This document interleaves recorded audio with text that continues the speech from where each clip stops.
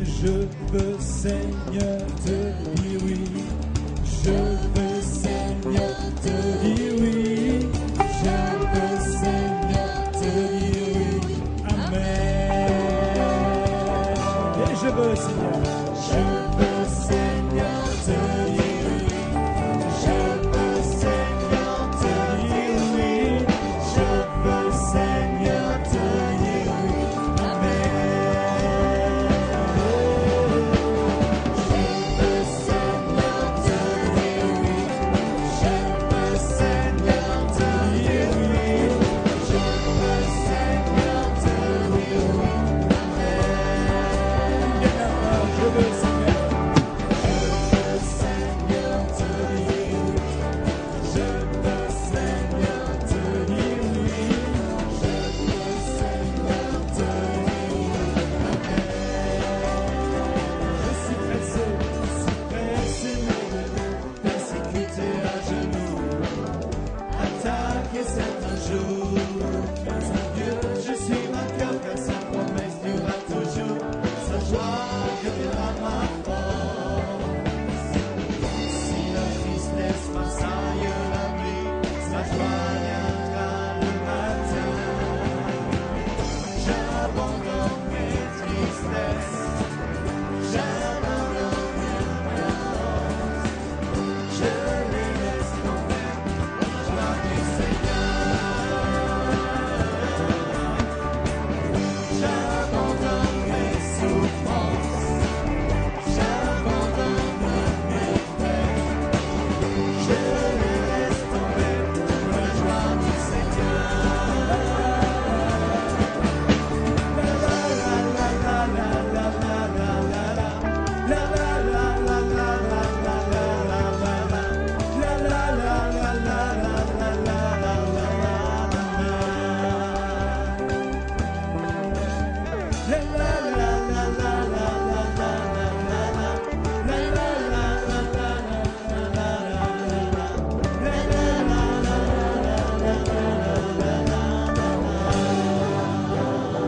Prions un instant ensemble, nous te bénissons ce matin, que nous puissions nous tenir devant toi.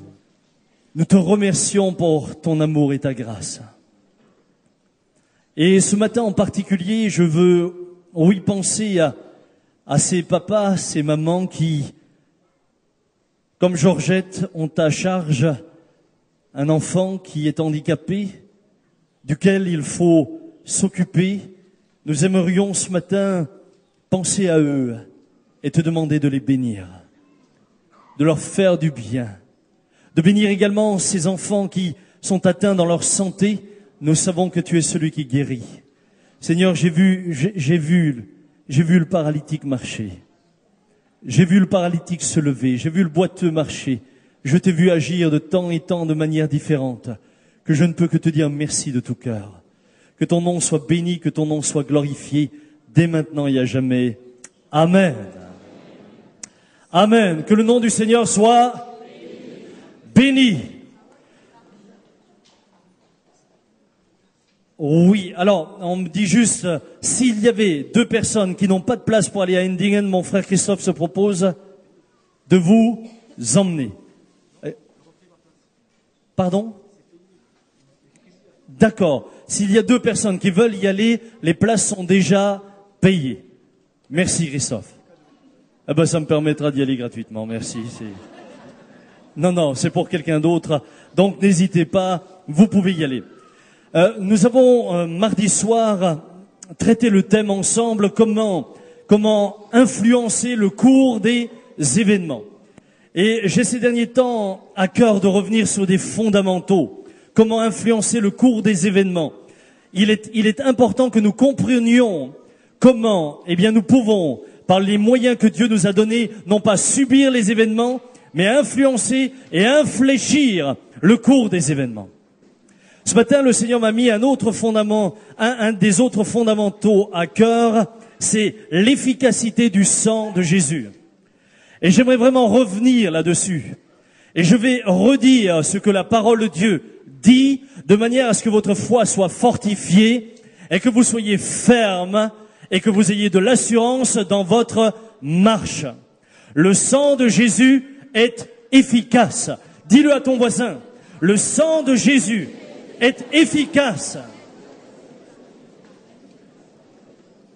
Nous chantons ce petit cantique qui dit « La puissance est dans le sang de Jésus.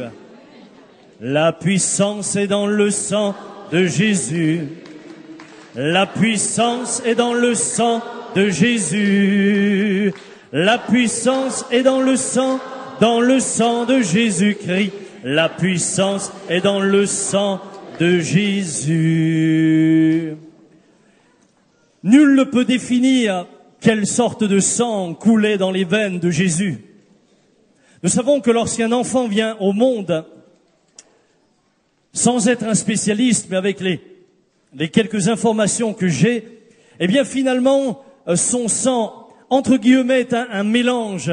Je dis bien entre guillemets, puisque son sang aura une caractéristique particulière par rapport à son père et à sa mère, mais si son père est du groupe A et sa mère du groupe B, lui sera du groupe AB.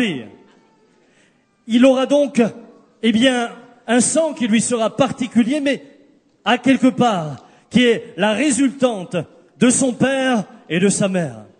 Mes amis, Jésus avait une mère. Elle était, elle, pleinement humaine, pleinement terrestre. Mais son père, lui, est divin. Dans ses veines coulait toute l'identité de la nature humaine, mais en même temps, tout ce qui est de la nature divine. C'est pour cela que le sang de Jésus n'est pas n'importe quel sang. Le sang de Jésus est puissant. Le sang de Jésus est puissant pour te laver, puissant pour te purifier, puissant pour te guérir. Il y a plus que simplement le résultat du sang d'un homme et d'une femme. Non, non, il y a autre chose. Quand son sang fut versé, c'est sa vie qui sera donnée. La vie est dans le sang. Lorsque le sang coulera, c'est la vie qui est donnée. Et ce sang est efficace. Et nous le chantons. La puissance est dans le sang de Jésus. Mais en même temps, et malheureusement, j'ai le sentiment que beaucoup ont perdu de l'assurance dans cette affirmation. La puissance est dans le sang de Jésus. Beaucoup, finalement, sans le dire, véhiculent des pensées, parfois des doctrines, qui remettent en question la valeur du sang de Jésus. J'entends des discours qui me gênent profondément. Après avoir entendu certains, j'ai le sentiment que vous êtes aussi coupable après la croix qu'avant la croix. C'est comme si le sang n'avait pas eu son efficacité sur vos vies. Dès qu'il y a un problème, nous retournons dans notre passé, nous fouillons à nouveau dans notre passé. Et nous nous disons, peut-être que mon problème vient de là. Dans le passé, j'ai été adultère, ou j'ai fait du spiritisme, ou j'ai fait de l'occultisme. Mon frère, ma sœur, la Bible déclare que le sang de Jésus nous purifie de tout péché. Si tu as été lavé, tu es lavé. Et parfois, j'ai le sentiment que certains sont lavés, mais se sentent aussi sales que s'ils ne l'avaient pas été. Lorsque vous prenez une douche, est-ce qu'en sortant 2 minutes après, vous y retournez ?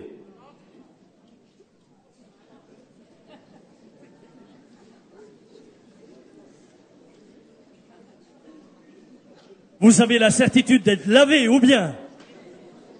Non, parce que si vous y retournez au bout de 2 minutes, pourquoi ne pas y retourner au bout de 4 minutes?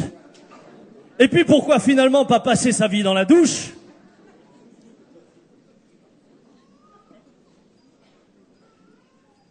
Frères et sœurs, ce matin, ne doutons pas de l'efficacité du sang de Christ.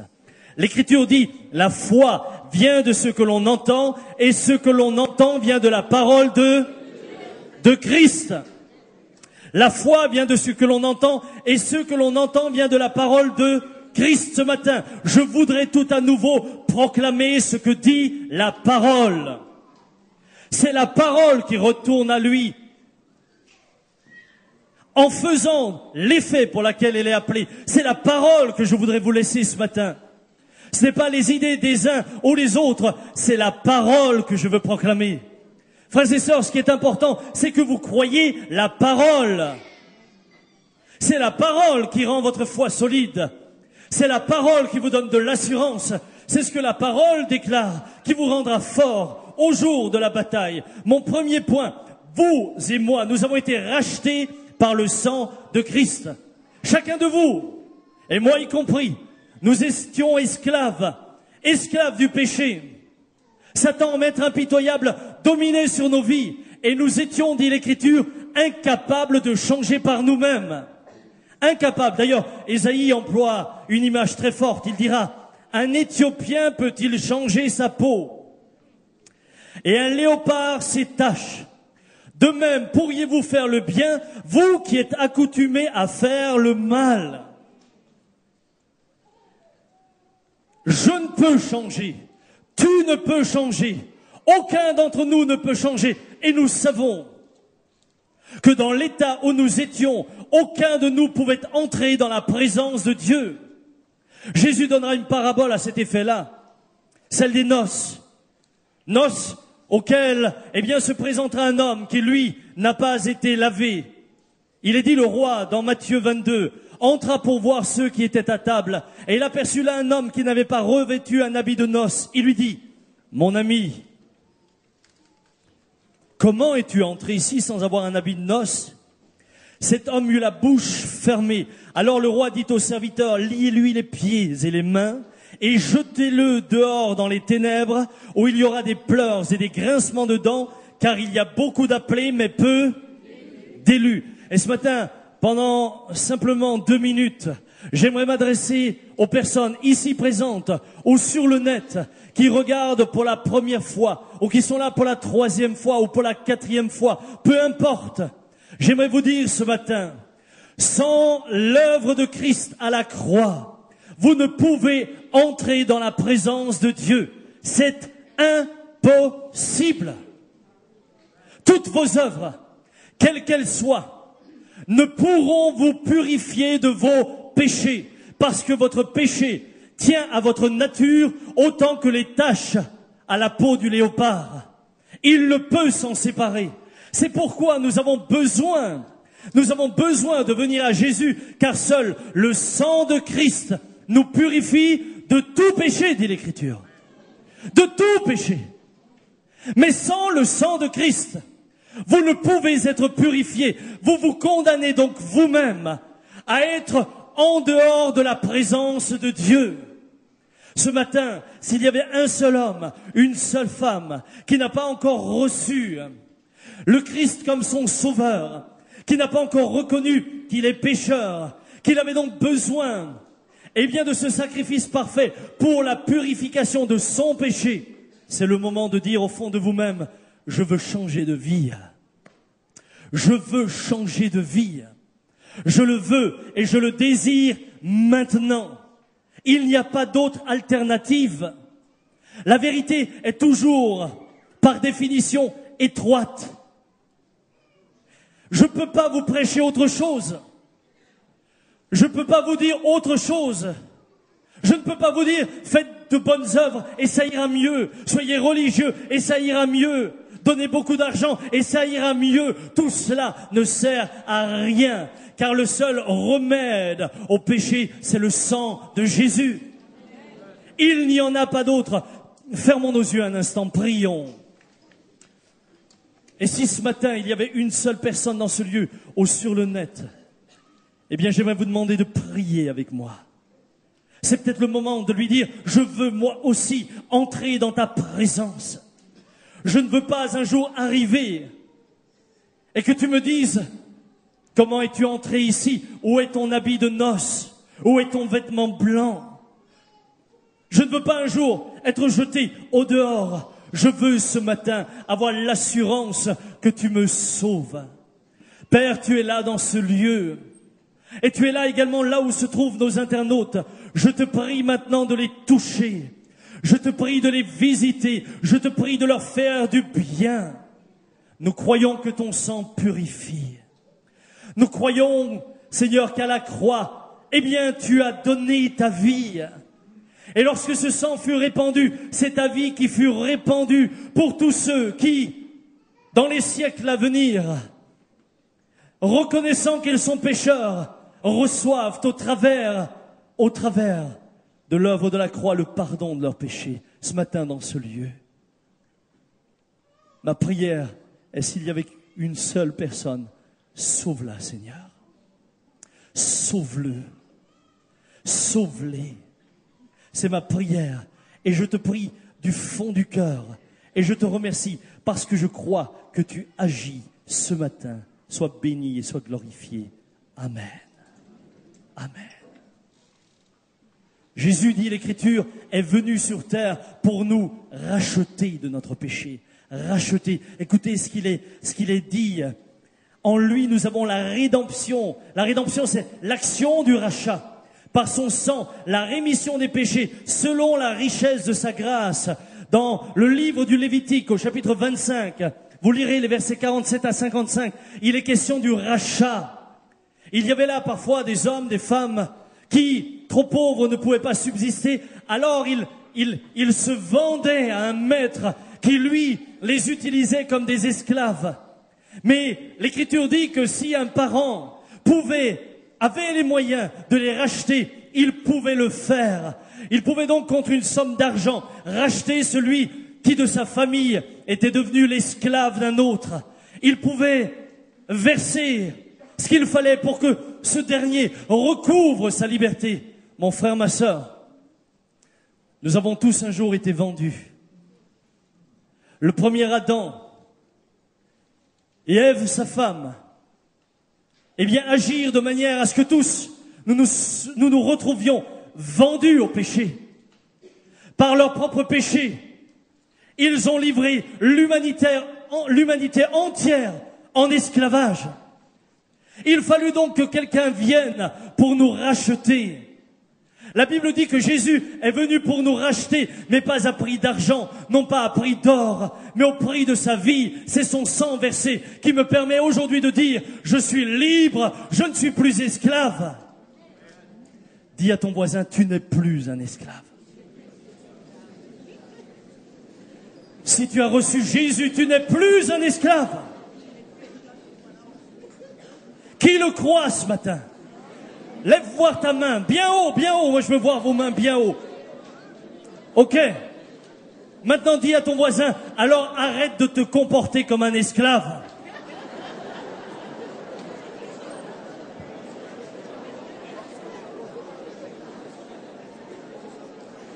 Hey!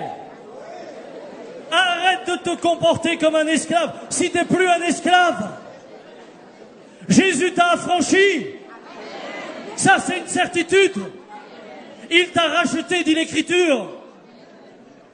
Ne remets pas toujours en question ce qui est fait une fois pour toutes. Confesse la parole. Non pas tes sentiments, non pas tes impressions, non pas ce que tu entends à droite ou à gauche. Confesse la parole. Crois la parole. Moi, je bénis Dieu de ce que je sais que je ne suis plus un esclave. Le prix qu'il a payé est un grand prix, mais aujourd'hui je suis un homme libre. Le premier Adam m'a vendu, mais le second Adam m'a racheté. Je suis libre. Il est dit dans Apocalypse, et il chantait un cantique nouveau en disant, tu es digne de prendre le livre et d'en ouvrir les sceaux, car tu as été immolé et tu as racheté pour Dieu, par ton sang, des hommes de toute tribu, de toute langue, de tout peuple et de toute nation. Et puis, Pierre nous dit, sachant que ce n'est pas par des choses périssables, par de l'argent, de l'or que vous avez été rachetés de la vaine manière de vivre, que vous aviez hérité de vos pères, mais par le sang précieux de Christ comme d'un agneau, sans défaut et sans tache. Deuxième point, son sang nous purifie de tout péché. Redis ça, de tout. De tout péché, dit l'Écriture. De tout péché. La Bible ne nous dit pas que certains péchés sont plus résistants que d'autres. Mais parfois, c'est ce que je pourrais comprendre au travers de certains discours.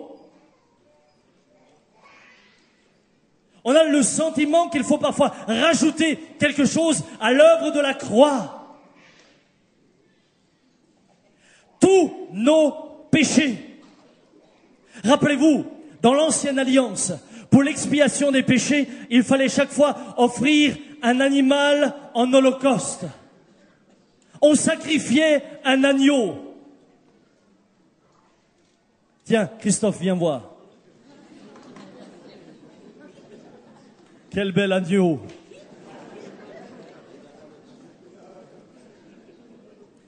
Imaginez, est-ce que tu peux te mettre en agneau? Excuse-moi Christophe, je t'avais pas prévenu. Hein. Imaginez le sacrificateur.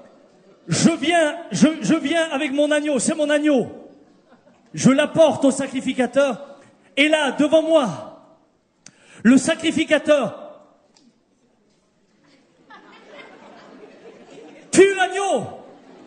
Bon, l'agneau s'effondre quand il est tué, voilà.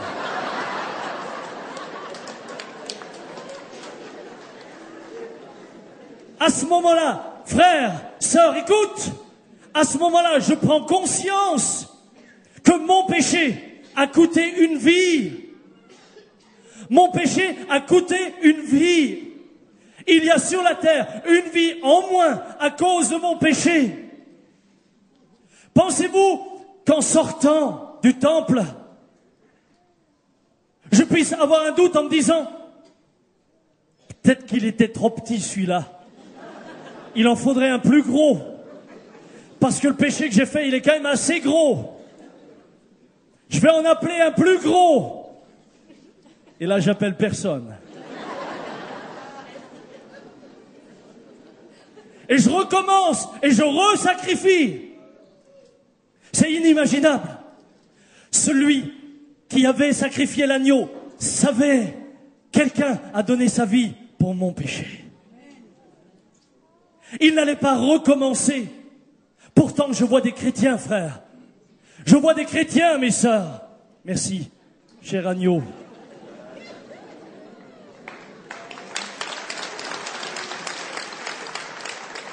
Je vois des chrétiens qui constamment remettent en cause l'œuvre de la croix.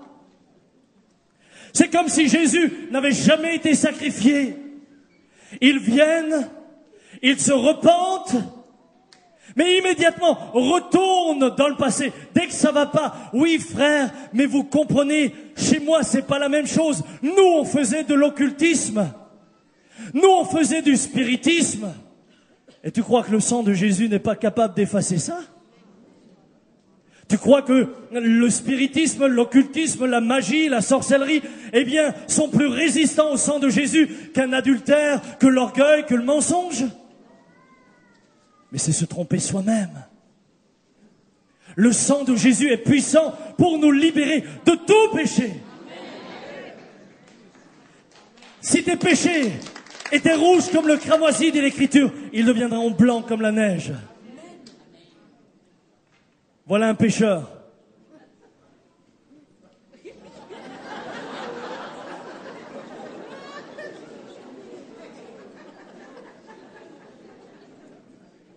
Je vous assure, c'est vraiment tout ce qu'il a fait. Hein. Souillé. Il vient à Jésus. Il tombe à genoux. Il demande pardon pour son adultère, pour l'occultisme, pour le spiritisme. Il se repent. Que dit l'Écriture? Que dit l'Écriture? L'Écriture me dit que le sang de Jésus le purifie de tous les péchés. Que se passe-t-il? Il se relève. Elle reçoit un vêtement neuf.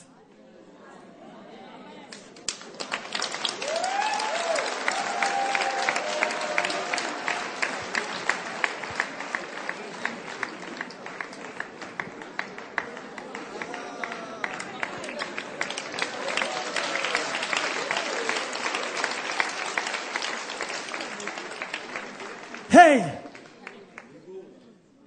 Hormis que le sang de Jésus, la Bible dit pas qu'il couvre le péché. Là, j'avais pas le choix. Je pouvais pas lui dire déshabille-toi.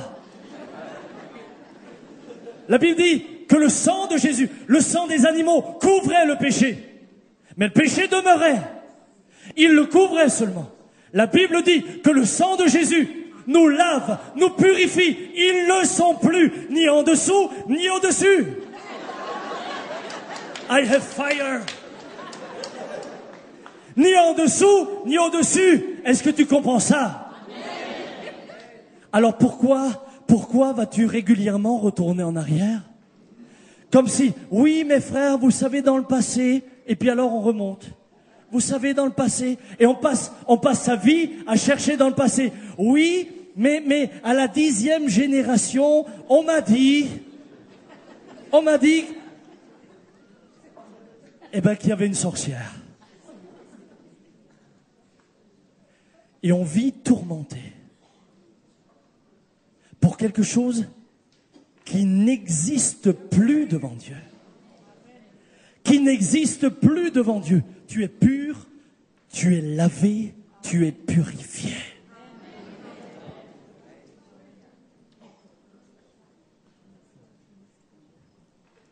Quelle que soit la faute que tu aies faite, c'est fini.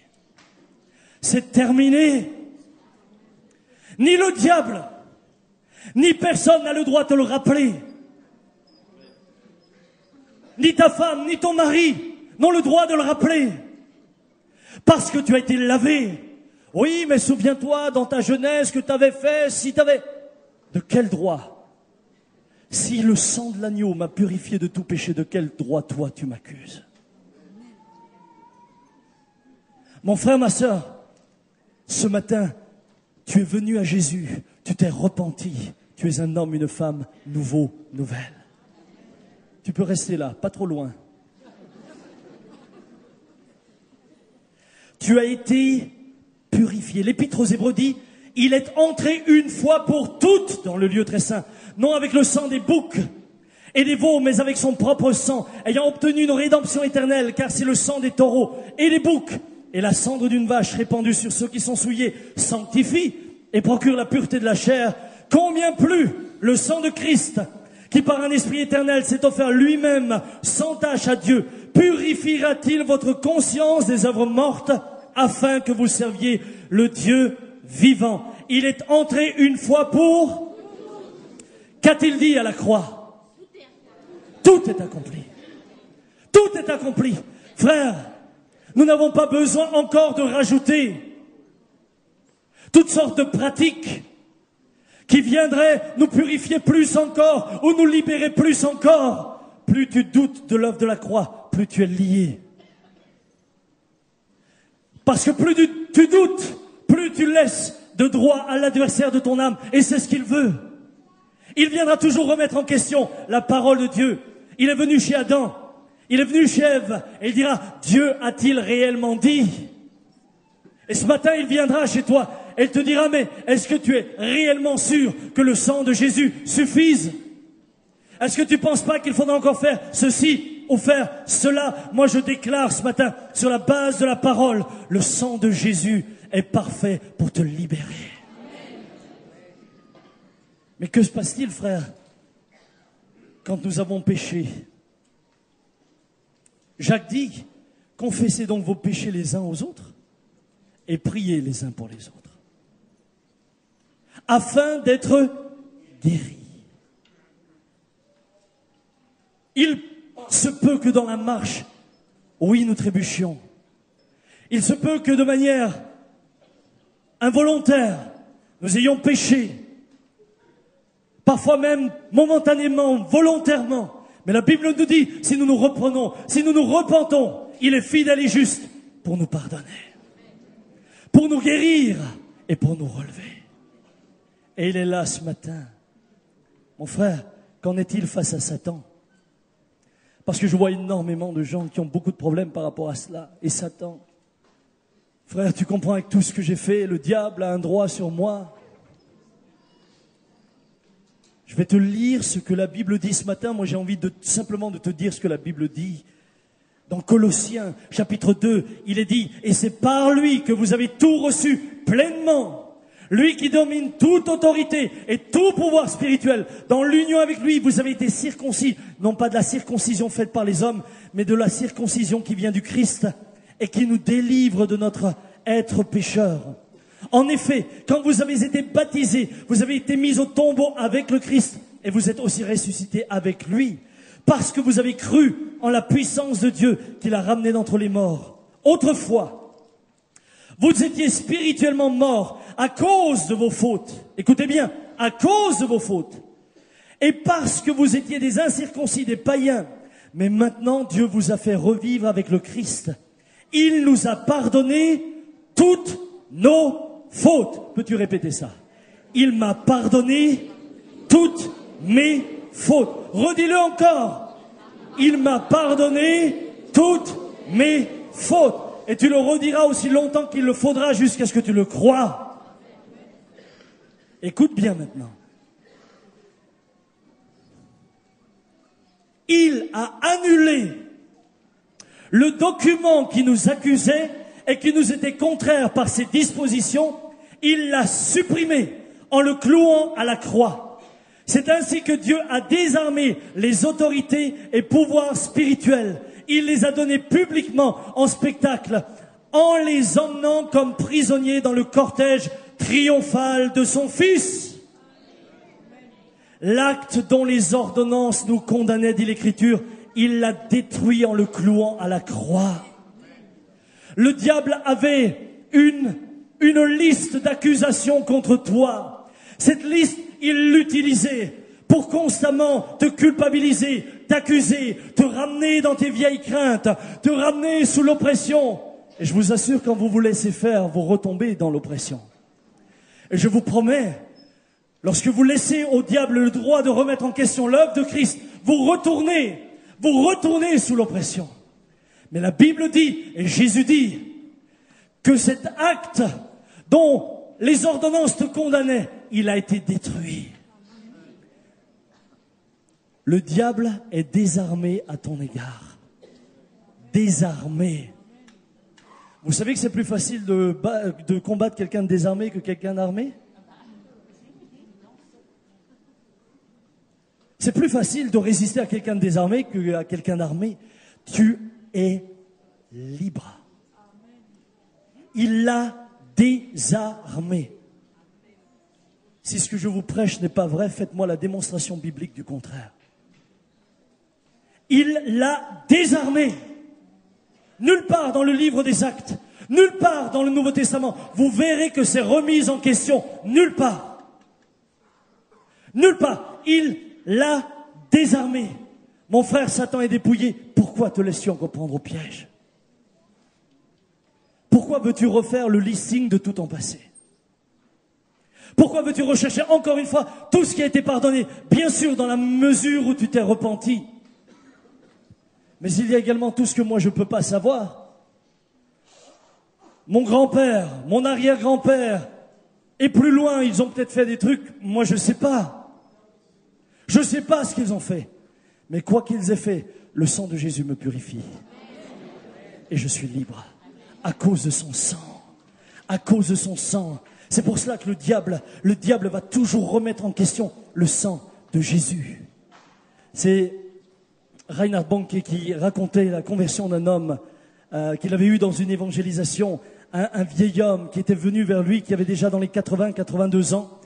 Et cet homme lui dit, jamais je ne pourrais être pardonné, jamais je ne pourrais être pur, jamais je ne pourrais être purifié. Il lui dit, pourquoi? Il dit, parce que je suis un ancien nazi. J'ai craché sur les Juifs. Je leur ai fait du mal aux Juifs. Et à ce Juif Jésus, eh bien j'ai craché dessus. J'ai blasphémé contre lui. Il ne pourra jamais me pardonner. Jamais, c'est impossible. Et il dit, Pasteur Bonnke, toutes les nuits, je suis tourmenté. Toutes les nuits, je m'endors et il y a des serpents sur ma poitrine. Toutes les nuits, depuis cette guerre, je n'ai plus la paix. Et la Reinhardt lui dit, le sang de Jésus a coulé pour tous les pécheurs. Et il n'y a pas un péché en dehors de celui contre le Saint-Esprit que le sang de Jésus ne purifiera pas. Si vous le croyez, je prierai pour vous. Et cet homme s'est mis à hurler, à pleurer, s'est jeté à genoux, a commencé à crier « Pardon, pardon, pardon !» Et c'est ainsi qu'ils se sont séparés. Le lendemain, le frère revient dans sa grande campagne et soudain dans la foule, il voit un homme, un vieil homme, les cheveux blancs, qui fait simplement comme ça et qui crie « Banquet, banquet, les serpents ne sont plus là, je dors, les serpents sont partis !» Le sang de Jésus te purifie de tout péché. Le sang de Jésus te purifie de tout péché. Mon frère, ma sœur, si tu saisis ça, tu ressors de ce lieu fort. Tu ressors sans douter, est-ce que c'est vraiment sûr? Mais est-ce que j'ai fait à ce moment-là? Mais et ceci, et cela? La seule chose, repens-toi. Guéri par son sang, guéri dans ses meurtrissures. Ésaïe dit, et c'est mon 4e point, mais il était blessé pour nos péchés, brisé pour nos iniquités. Le châtiment qui nous donne la paix est tombé sur lui, et c'est par ses meurtrissures que nous sommes guéris. Est-ce que tu peux le dire gentiment à ton voisin? Par ses meurtrissures, tu es guéri. Par ses meurtrissures, tu es guéri. Guéri dans ton âme, mais guéri également dans ton corps. Écoutez, plutôt que de commenter, de prêcher là-dessus, je vais juste lire un témoignage si vous êtes d'accord. Je l'ai eu ces jours et ça m'a vraiment touché, fait du bien. J'ai lu un témoignage mardi soir d'une sœur du Canada qui souffrait qui avait un kyste dans les reins, je ne sais plus quelle sorte de kyste, etc. Et qui avait écrit qu'elle avait envoyé une demande d'intercession ici. Elle a été totalement guérie. Lorsque les médecins l'ont repris, il n'y avait plus de traces de quoi que ce soit. Mais ce matin, j'ai là un autre témoignage. Je vous le lis. Cher Samuel, je vous écris pour vous rendre témoignage du miracle de Dieu dans ma vie, celle de mon époux et celle de mon enfant. Nous sommes chrétiens de l'église de Thonon-les-Bains et vous avions rencontré lors de la semaine de jeûne et prière 2009. Après 2 ans de mariage, notre désir d'avoir un enfant est arrivé. Voilà pourtant qu'en juillet 2008, le diagnostic de tumeur testiculaire tombe sur mon mari. Des examens complémentaires sont alors pratiqués pour voir le bilan d'extension, heureusement négatif, et une intervention chirurgicale est programmée. On nous annonce alors que si nous souhaitons un enfant à l'avenir, ce sera possible médicalement assisté avec congélation de sperme tout de suite, d'une part à cause des possibilités conséquences de l'intervention, et d'autre part parce que si une chimiothérapie devait être décidée, le fait de tomber enceinte serait contre-indiqué pendant au moins 5 ans à cause des effets secondaires des traitements pour mon mari. N'ayant à ce moment pas encore parlé de cette maladie à notre entourage, nous avons décidé de venir assister à un de vos cultes où justement une parole était donnée pour les personnes à qui l'on venait de diagnostiquer un cancer. Nous sommes repartis dans la paix et convaincus que Dieu allait agir et avons trouvé dans votre église une communion fraternelle extrêmement touchante et réconfortante par des frères et sœurs que de fait nous ne connaissions pas. Merci à ces frères et sœurs. La chirurgie a été nécessaire comme prévu, cependant l'examen histologique de la lésion post-opératoire fut surprenant. La tumeur était finalement une des plus rares qui existent, non classée dans la catégorie cancéreuse, avec cependant très peu de connaissances médicales dessus. Dans les suites, une simple surveillance par imagerie a été préconisée, aucune chimiothérapie ni radiothérapie. Nous avons donc repris une vie normale, pleine d'espérance et réjouis de ce que Dieu avait fait. Plusieurs mois plus tard, pourtant, nous n'avions toujours pas d'enfants. J'avais par ailleurs aussi quelques soucis gynécologiques. Ainsi, nous avions entamé une démarche d'adoption et sommes venus assister à votre semaine de jeûne et prière en 2009. Cette semaine fut extrêmement bénie et le dernier jour, nous nous sommes avancés pour recevoir l'onction d'huile face pour la venue d'un enfant. Jean, un frère de votre église, a prié pour nous et sa prière fut juste et inspirée. Elle nous a beaucoup touchés. 15 jours plus tard, mon test de grossesse était positif. 1 mois de grand bonheur s'ensuivit jusqu'à ce que je sois très malade. Je ne m'alimentais quasiment plus. Je devais être sous perfusion. C'était déjà très difficile, mais lorsqu'à la 13e semaine de grossesse, on nous apprend que notre enfant a des anomalies très rares et qu'il va falloir prendre certaines décisions, nous avons cru que tout s'écroulait. La fatigue accumulée en plus, n'arrangeait rien. Mon dossier a été discuté au CHU de Grenoble en staff avec gynécologues et généticiens. On nous annonce 2 anomalies, à savoir des dilatations de sacs jugulaires lymphatiques, anomalies très rares pour lesquelles on ne nous dit pas grand-chose en termes de pronostic. À savoir que d'autres anomalies génétiques malformatives peuvent survenir en cours de grossesse. On nous propose alors une ponction de trophoblastes afin d'avoir un karyotype, sachant que même si ce test, non sans risque, revenait normal, cela n'empêchait pas d'autres malformations d'apparaître. Il fallait donc se décider. Le médecin m'ayant programmé pour le bloc opératoire 5 jours plus tard, j'écris à Dieu, ne comprenant pas que ce bébé arrivait miraculeusement ait tous ses problèmes. Je me sentais si abattu et très fatigué. C'était comme s'il faisait nuit. Mais Dieu a ensuite très rapidement répondu à mon cri. La lumière est revenue. Nous avons vécu dans les jours suivants cette annonce, des moments très forts avec Dieu, ou par sa parole, sa paix, par une prière d'un frère, parfaitement à propos, l'imposition des mains, une conviction très forte. Et une fois que Dieu a pu mettre dans nos cœurs, à ce moment, nous avons été convaincus que Dieu allait agir. Nous ne savions pas comment, mais il m'était impossible d'enlever cet enfant, puisqu'on lui avait proposé d'enlever l'enfant qui nous avait été donné. La suite, c'était donc l'affaire de Dieu, et je savais qu'il s'en occupait. J'ai donc annulé tous les examens prévus, et j'ai fait part à mes collègues médecins. En effet, je suis médecin moi-même, de ma décision. Un suivi échographique rapproché a été décidé afin de voir l'évolution de cette grossesse.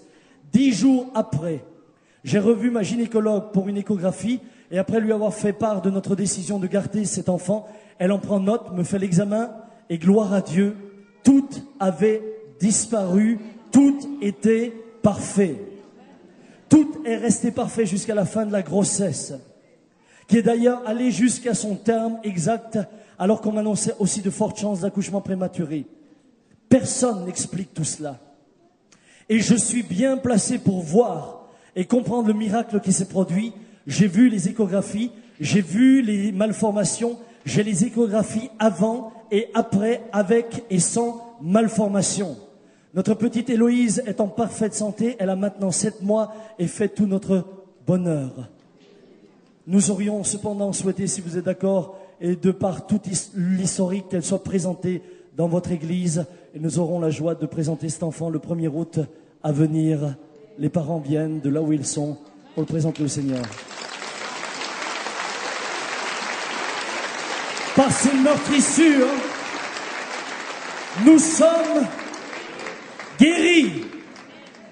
Et mon frère, ma soeur, en l'occurrence, c'est un médecin qui a été guéri lui-même. Le sang de Jésus est efficace. J'aimerais ne pas prolonger. J'aimerais dire ce matin, honorons le sang de l'Alliance.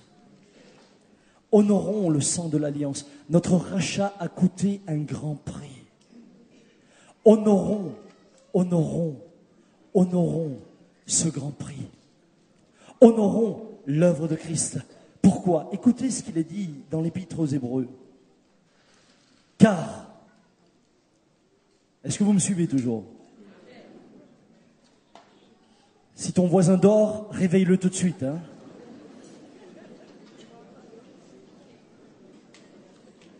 Je vous autorise à donner un bon coup comme ça, avec le coude. Bon, si le voisin est petit, ne lui donnez pas un coup sur le nez. Hein?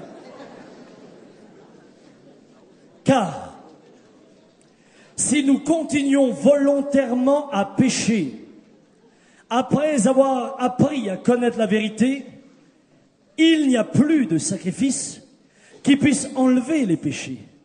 Il ne nous reste plus qu'à attendre avec terreur le jugement de Dieu et le feu ardent qui dévorera ses ennemis. Quiconque désobéit à la loi de Moïse est mis à mort sans pitié. Si sa faute est confirmée par le témoignage de 2 ou 3 personnes, qu'en sera-t-il alors de celui qui méprise le Fils de Dieu, qui considère comme négligeable le sang de l'Alliance par lequel il a été purifié? Ça s'adresse à des hommes et des femmes qui ont été purifiés. Et qui insulte l'Esprit, source de grâce. Vous pouvez deviner combien pire sera la peine qu'il méritera. Nous le connaissons en effet, celui qui a déclaré « C'est moi qui tirerai vengeance. c'est moi qui paierai de retour et qui a dit aussi, le Seigneur jugera son peuple. Mon frère, ma sœur, si nous péchons volontairement et délibérément, nous tenons nul le sang de l'alliance.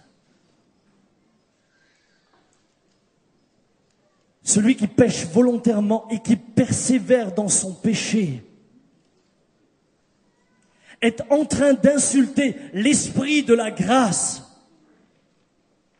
Et si tu persistes dans cette voie-là, alors soudain l'esprit ne te convainc plus de péché, de justice et de jugement. Mais si l'esprit ne te convainc plus, tu n'as plus la possibilité de te repentir. Ne tiens pas pour nul le sang de l'alliance. Imaginez lorsqu'un chrétien pêche volontairement, ce qui se passe en enfer. Imaginez à quel point le diable doit ironiser devant le Seigneur en disant, tu l'as vu ton chrétien là-bas? Tu l'as vu celui qui a été lavé? Tu l'as vu? Tu as vu ce qu'il fait? Il se vautre dans la boue comme la truie. Tu as vu ton œuvre, ton sang? Aucun effet. Il est retourné à ce qu'il a vomi. C'est extraordinaire de voir un homme qui était pécheur être purifié. Mais c'est terrible de voir un homme qui était purifié se souiller. Et se souiller délibérément. Et se souiller volontairement.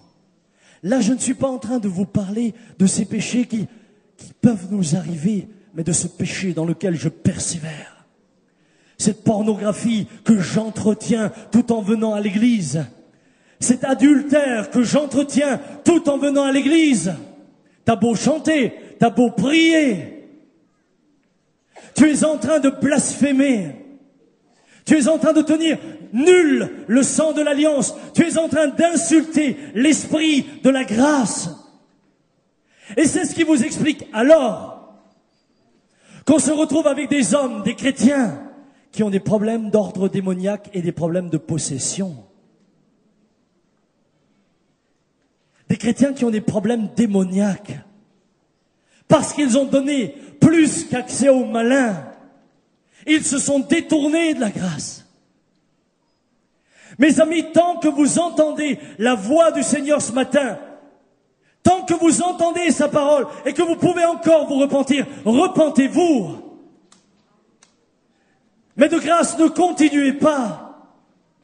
Je serais le plus triste des pasteurs si je devais continuer à prêcher à des hommes et des femmes qui volontairement, après avoir été lavés, à nouveau retournent se vautrer dans le bourbier. Mon frère, ma sœur, ce matin, écoute ce qu'il est dit. Calvin commente le texte suivant.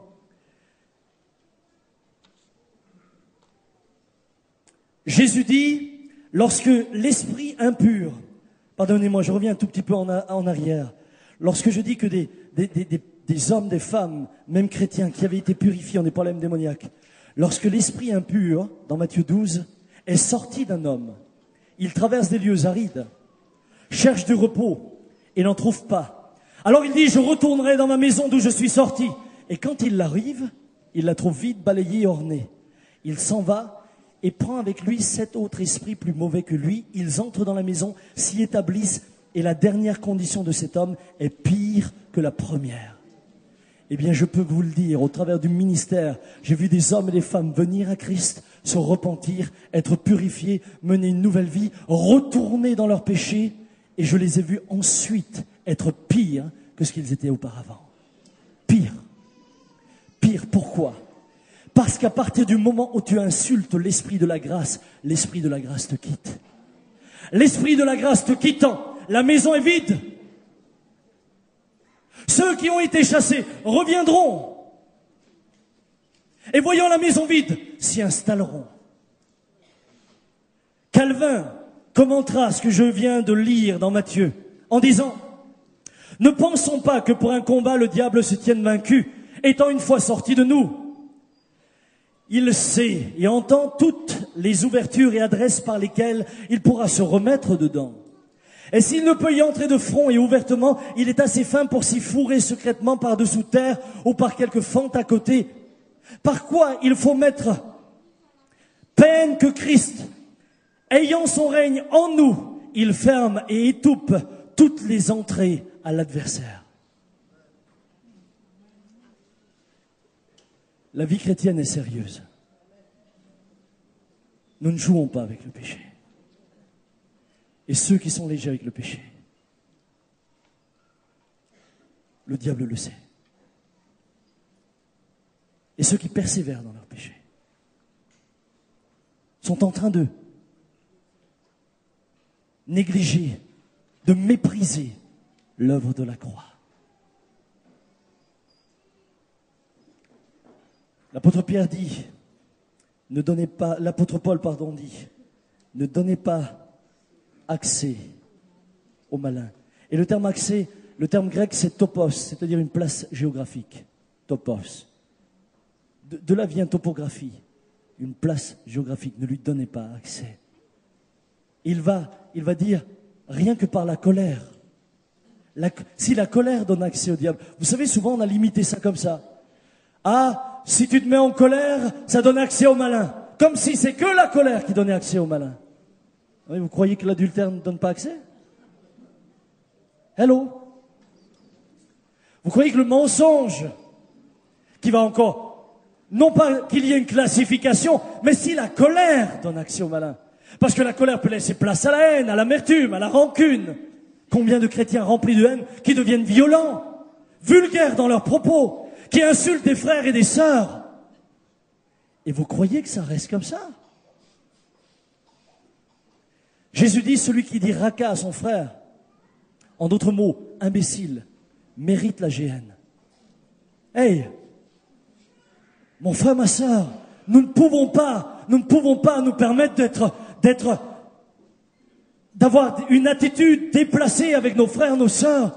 J'ai pas le droit d'insulter mes frères, d'insulter mes sœurs. Si je laisse de l'amertume, de la haine, elle donne place au malin. Alors si la colère donne place au malin, qu'en est-il du reste? Ce matin, Jésus étant entré dans le temple de Jérusalem, dira la chose suivante. Il dispersa la monnaie des changeurs et renversa les tables. Et il dit aux vendeurs de pigeons, ôtez cela d'ici, ne faites pas de la maison de mon père une maison de trafic. Mon frère, ma sœur, combien de fois pourrait-il venir dans ma vie, dans ta vie, en disant, ôte ça d'ici, fais pas de la maison de mon père une maison de débauche, fais pas de la maison de mon père une maison de trafic, fais pas de la maison de mon père une maison de haine, une maison de colère, fais pas de la maison de mon père une maison remplie d'orgueil, ôte ça de là, ôte-le. Et ce matin, le Seigneur te dit, ôte ces choses, ne les laisse pas, ôte-les, ne reste pas indifférent, ne reste pas comme si ça allait durer jusqu'au bout, et à la fin, quand même, Dieu me fera grâce. Ne t'y trompe pas, Dieu ne renie pas sa parole. Dieu ne renie pas sa parole. Dieu ne renie pas sa parole, je le répète. Vous êtes le temple de Dieu, dira l'apôtre Paul. Et l'Esprit de Dieu habite en vous. Si quelqu'un détruit le temple de Dieu, Dieu le détruira. Car le temple de Dieu est saint, et c'est ce que vous êtes. Frères, sœurs, soyons conséquents. Soyons conséquents. L'évangile, c'est sérieux. L'éternité, c'est sérieux. Si Dieu envoie son Fils mourir pour toi et pour moi, c'est que c'est sérieux. Alors vous allez me dire, oui, mais mes frères, encore une fois, mais ces péchés qui entachent notre marche. Vous savez, Jean dit, 1 Jean 1, 7, mais si nous marchons dans la lumière comme il est lui-même dans la lumière, nous sommes mutuellement en communion et le sang de Jésus, son Fils, nous purifie de tout péché. Il nous appelle à marcher dans la lumière. Et après, il nous a dit, 1 Jean 1, 9, si nous confessons nos péchés, il est fidèle et juste pour nous les pardonner et pour nous purifier de toute iniquité. Est-ce que tu crois cela? Est-ce que vous croyez que si cet homme, ici présent, ce matin, touché dans son âme, sa conscience, son esprit, se met à genoux, implore le pardon de Dieu, croyez-vous qu'il peut le recevoir? Moi, je le crois de tout mon cœur. Est-ce que tu peux te mettre à genoux?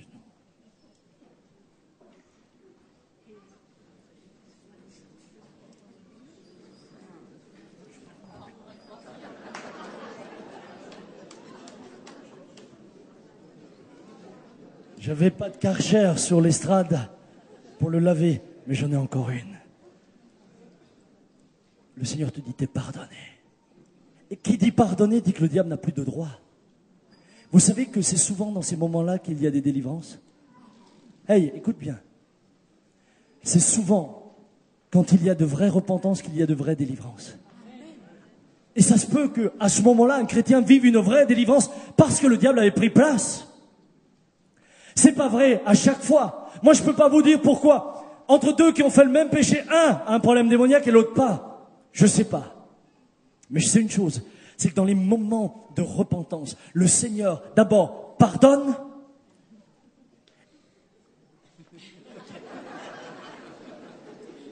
Et deuxièmement, lorsqu'il pardonne, si des puissances démoniaques sont là, elles fuient.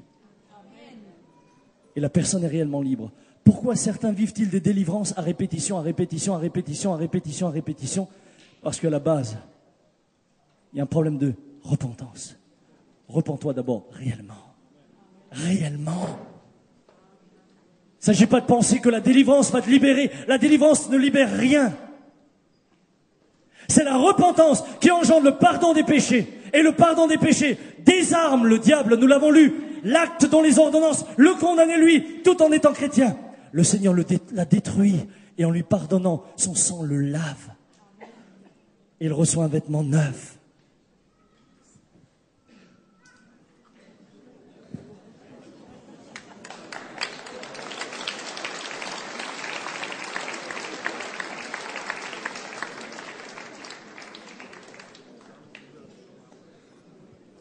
Et quand tu as un vêtement neuf, tu reprends courage. Tu dis, Seigneur, pardonne-moi. Pardonne-moi d'avoir méprisé. Pardonne-moi d'être tombé. Pardonne-moi d'avoir péché. Mais je crois aujourd'hui que je repars de nouveau.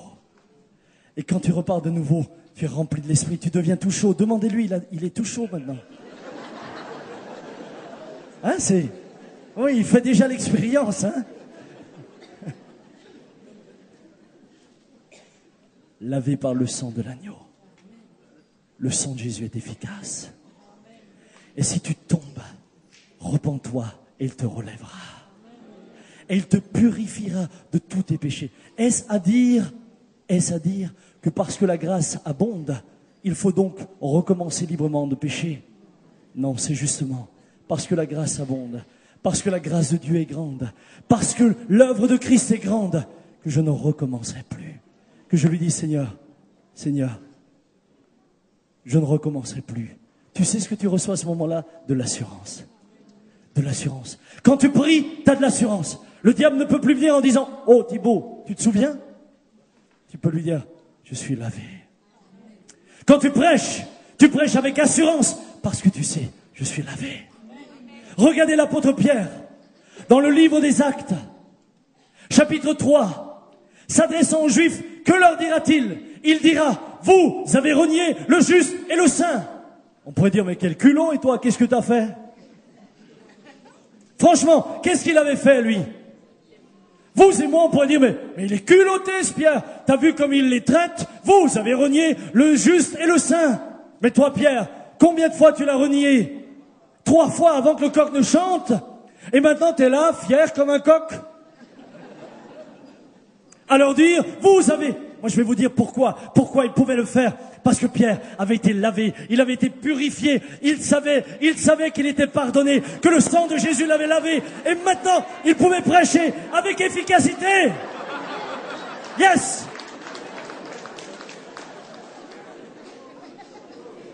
Yes! Je souhaiterais ce matin, de tout mon cœur, que tous ceux qui ont chuté puissent se repentir, se relever en disant je sais, je suis pardonné. Et si des démons vous quittent à ce moment-là, n'ayez pas honte des démons qui vous quittent. réjouissez-vous plutôt de ce que vous retrouvez, cette pureté en Christ. Mais je vais vous dire la voie la meilleure. La voie la meilleure, c'est peut-être de ne jamais tomber. La voie la meilleure, c'est de ne pas pécher volontairement. La voie la meilleure, c'est de croire ce matin que le sang de Christ vous purifie de tous les péchés. La voie la meilleure, c'est de rester maintenant ferme dans la foi. C'est de rester attaché à lui. La voie la meilleure, c'est de pouvoir, dire ce matin, avec les saints qui étaient là devant le trône, à celui qui nous aime. Pendant que mon frère Bernard vient au piano, qui nous a délivrés de nos péchés par son sang, et qui a fait de nous un royaume des sacrificateurs pour Dieu son Père, à lui soit la gloire et la puissance au siècle des siècles. Est-ce qu'on peut redire ça ensemble? À celui qui nous aime, qui nous a délivrés de nos péchés, par son sang, qui le croit, que tous ceux qui le croient se lèvent. Lève-toi, lève-toi, lève-toi. Si tu ne crois pas, reste assis. Mais tu as un problème alors avec la parole de Dieu. Et qui a fait de nous un royaume des sacrificateurs. Aucun de nous pouvait devenir sacrificateur. Aucun. Il fallait le sang de Jésus. Aucun de nous ne pouvait devenir le temple du Saint-Esprit. Il fallait d'abord que nos temples soient purifiés. Rien ne pouvait purifier les temples, si ce n'est le sang de Jésus. À la croix, et je termine avec ça, à la croix il y a eu un transfert, un premier transfert. Mon péché, mon iniquité, ma saleté, Jésus l'a prise sur lui et il m'a donné sa justice. Il m'a lavé, il m'a accordé son pardon. Premier transfert. Deuxième transfert. À la croix, Jésus met fin au sacrifice dans le temple. Le temple n'a plus sa raison d'être. L'agneau divin est sacrifié une fois pour toutes et pour toute éternité. Et d'un temple fait de pierre, Jésus va faire des temples spirituels, dont vous et moi, nous sommes, par son sang. Cela a été possible. Nous sommes maintenant sacrificateurs et nous pouvons dire, à lui soit la gloire. Fermons nos yeux et chantons-le. Élevons peut-être nos mains en chantant à celui qui nous aime, qui nous a délivrés de nos péchés. À celui qui nous aime, qui nous a délivrés de nos péchés par son sang, par son, et qui a fait de nous, et qui a fait